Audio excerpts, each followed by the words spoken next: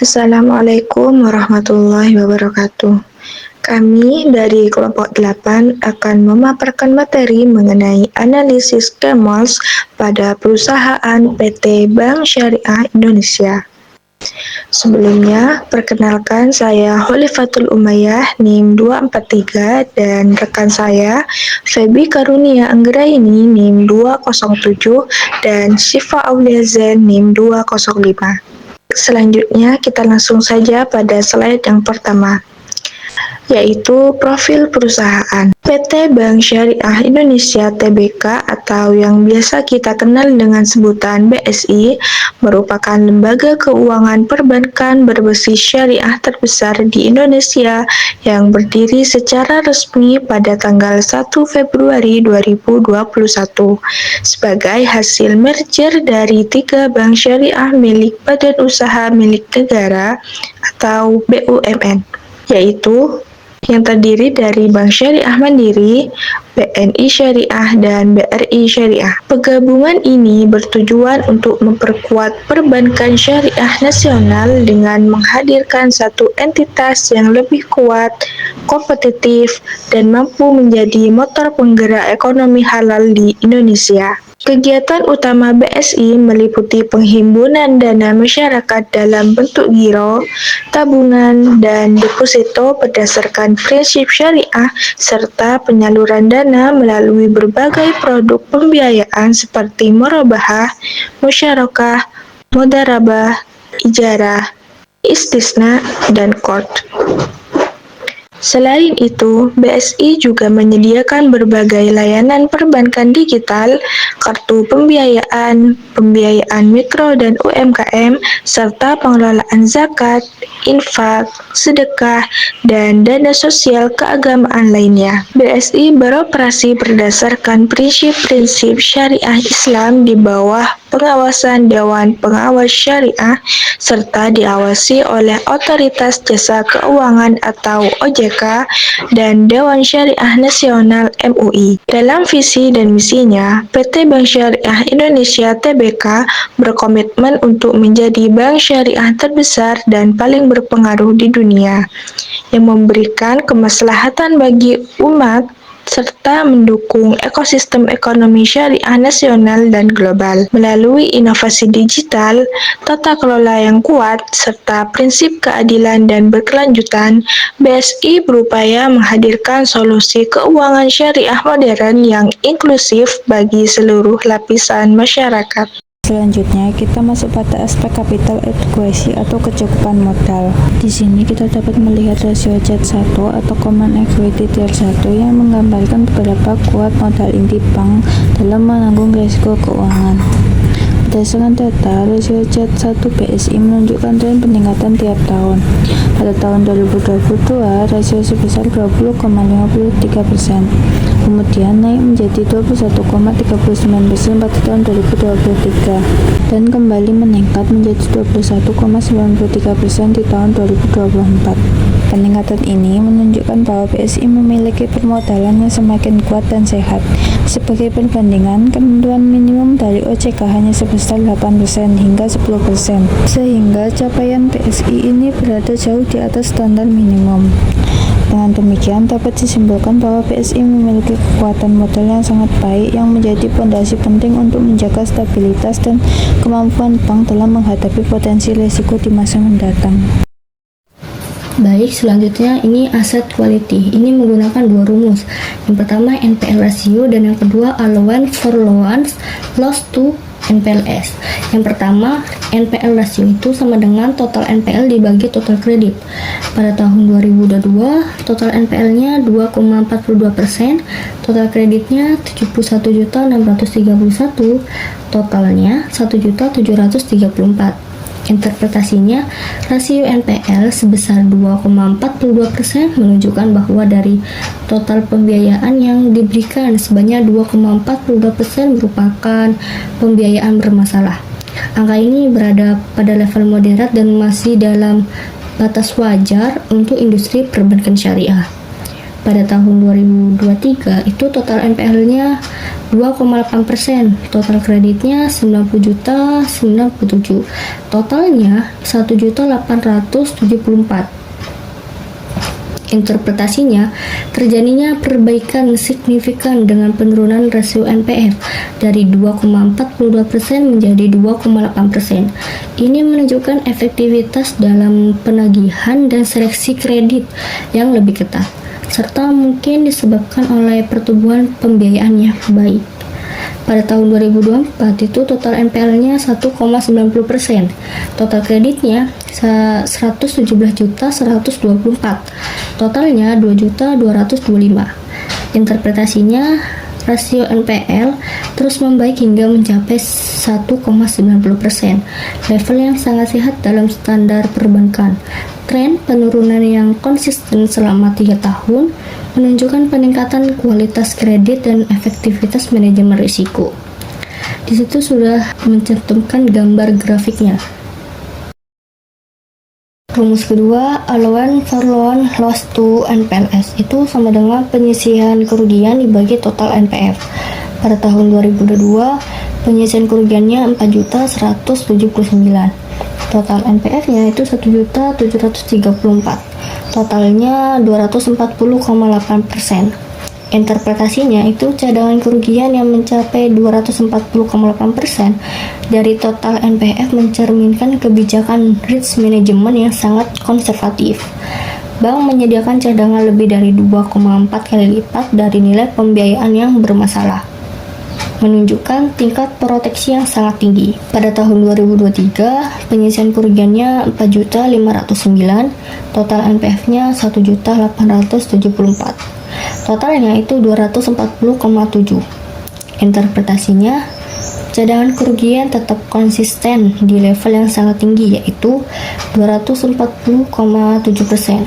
Meskipun NPF turun, bank tetap mempertahankan cadangan yang kuat, menunjukkan pendekatan kehati-hatian yang berkelanjutan.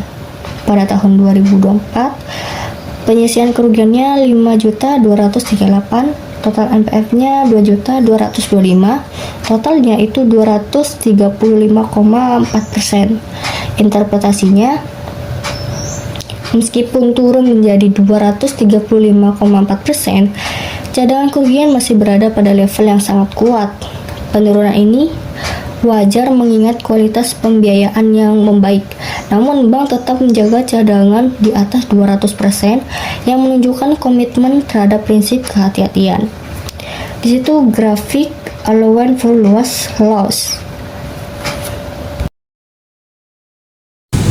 Selanjutnya yaitu manajemen capability atau kemampuan manajemen. Manajemen BSI tahun 2022 menunjukkan kapabilitas yang kuat dan terarah dengan fokus pada konsolidasi pasca merger, efisiensi, dan pertumbuhan berkelanjutan. Penilaian kualitatif baik menuju sangat baik. Manajemen mampu mengintegrasikan sistem, meningkatkan kinerja, serta menjaga kepatuhan syariah dan stabilitas risiko. Manajemen BSI pada tahun 2023 menunjukkan kinerja sangat baik. Manajemen menunjukkan kepemimpinan yang profesional, efisien, dan patuh terhadap prinsip syariah serta regulasi OJK. Penilaian kualitatif sangat baik, excellent manajemen capability. Manajemen mampu menjaga kinerja, risiko, dan tata kelola dengan optimal serta mendukung pertumbuhan berkelanjutan. Manajemen BSI tahun 2024 menunjukkan kinerja sangat baik dan berintegritas tinggi. Bank mampu menjaga pertumbuhan laba, meningkatkan efisien, memperkuat manajemen risiko, dan tetap mematuhi prinsip syariah serta ketentuan OJK. Penilaian kualitatif sangat baik, excellent, menunjukkan kepemimpinan yang efektif, adaptif, dan berorientasi jangka panjang terhadap keberlanjutan dan kepatuhan syariah. Baik, selanjutnya earning quality atau kualitas pendapatan. Pada tahun 2022, return on assetnya itu 0,13%. Cost to income ratio-nya itu 50,42%. 0,13% ini menunjukkan profitabilitas yang sangat rendah. Perusahaan hanya mampu menghasilkan laba bersih 0,13% dari total aset yang dikelola, mengindikasikan efisiensi dalam pemanfaatan aset. 50,42% ini termasuk cukup baik untuk industri keuangan, namun masih ada ruang improvement. Setiap Rp 100 pendapatan operasional, Rp 50,42 ini digunakan untuk biaya operasional. Pada tahun 2023, return on assetnya itu 0,16%, cost to income ratio-nya itu 46,6%. 0,16% ini interpretasinya terjadi peningkatan profitabilitas dengan ROA naik 0,3 poin menjadi 0,16%. Ini menunjukkan perbaikan dalam pengelolaan aset meskipun masih dalam level rendah. 46,6% ini interpretasinya peningkatan efisiensi yang signifikan dengan penurunan BOPO sebesar 4,36 poin. Perusahaan berhasil mengoptimalkan pengendalian biaya relatif terhadap pertumbuhan pendapatan. Pada tahun 2024, return on assetnya itu 0,17%. Cost to income ratio-nya itu 46,61%. 0,17% ini interpretasinya terus membaik menjadi 0,17%, menunjukkan tren positif yang konsisten dalam profitabilitas. Namun, angka ini masih tergolong rendah dan perlu ditingkatkan lebih agresif. 46,61% ini interpretasinya terjadi kenaikan minor BOPO dari 46,6% menjadi 46,61%. Ini mengindikasikan sedikit penurunan efisiensi operasional dibandingkan tahun sebelumnya. Mungkin karena investasi jangka panjang atau tekanan biaya. Di situ grafik earning quality.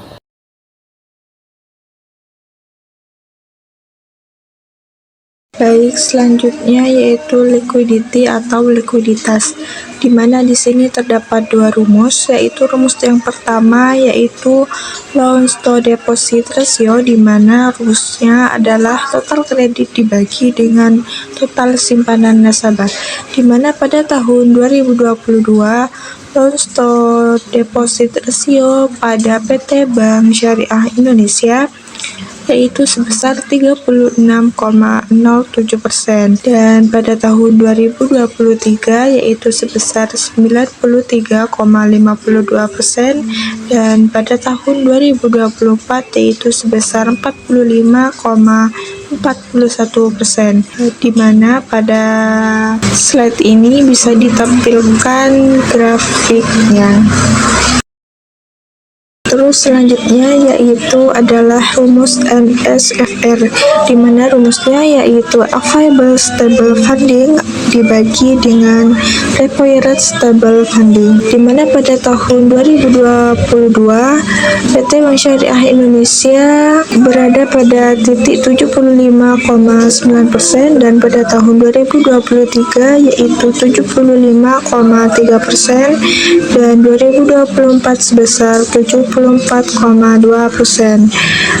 di mana pada tahun 2022 aset BSI didanai oleh sumber dana yang stabil, dan pada tahun 2023 kemampuan pendanaan stabil BSI naik sedikit, menunjukkan likuiditas jangka panjang tetap terjaga, dan pada tahun 2024 rasio sedikit turun karena pertumbuhan aset lebih cepat daripada peningkatan modal dan dana stabil. Baik, selanjutnya sensitivity to market risk atau sensitivitas terhadap risiko pasar. Pada tahun 2022, sensitivitas BSI atau Bank Syariah Indonesia terhadap risiko pasar berada pada kategori rendah hingga moderat. Kinerja manajemen risiko pasar menunjukkan efektivitas tinggi dalam menjaga stabilitas aset dan pendapatan di tengah fluktuasi ekonomi nasional. Penilaian kualitatifnya baik, bank memiliki eksposur pasar yang terukur, strategi pengelolaan risiko yang hati-hati, dan pengawasan manajemen yang efektif. Pada tahun 2023, sensitivitas BSI terhadap risiko tergolong rendah hingga moderat, dengan pengelolaan risiko yang baik, konservatif, dan konsisten dengan prinsip syariah. Peningkatan nilai surat berharga berhasil diimbangi dengan manajemen risiko yang solid dan diversifikasi instrumen.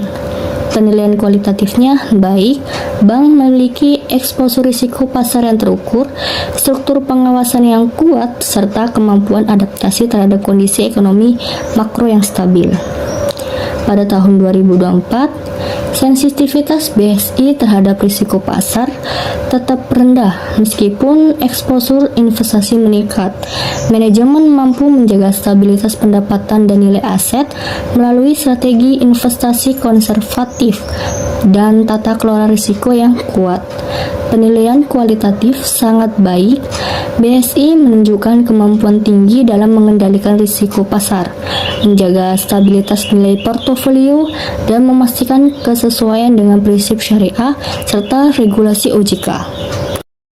Kesimpulannya yaitu, berdasarkan analisis Kemals, kinerja PT Bank Syariah Indonesia (TBK) atau BSI selama periode 2022 sampai 2024 dinilai sangat sehat dan konsisten.